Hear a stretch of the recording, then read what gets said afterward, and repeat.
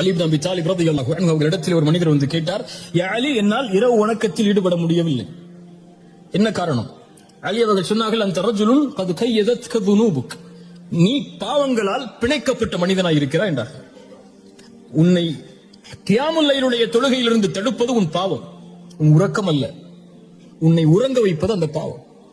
அஷ்ஹது அல்லா இலாஹ இல்லல்லாஹ் அஷ்ஹது அன்ன முஹம்மது ரசூலுல்லாஹ் என்று ஃபஜ்ருடைய அதானை உன் காதில் விழாமல் ஆக்குவது உன் உறக்கம் அல்ல, உன் உள்ளத்தில் இருக்கக்கூடிய பாவம்.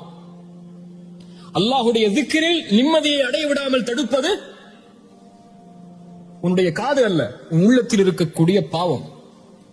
உலக வாழ்வில் எது நடந்தாலும் இறைவனிடம் இருந்து அது உன்னை தூரமாக்கினால் நீயாக தூரமாகவில்லை, உன் உள்ளத்தில் இருக்கக்கூடிய பாவம் அல்லாஹ்வுடைய அருளை தடுக்கிறது. பாவத்திலிருந்து விடுபடாத வரை சோதனையிலிருந்து விடுபட முடியாது.